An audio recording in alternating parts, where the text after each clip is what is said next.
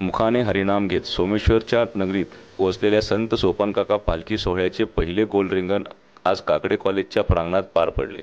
हजारो वारकऱ्यांनी केलेल्या गोल रिंगणामधून सोपानदेवांचा अश्व धावला आणि वारकऱ्यांनी विठू नामाचा गजर केला.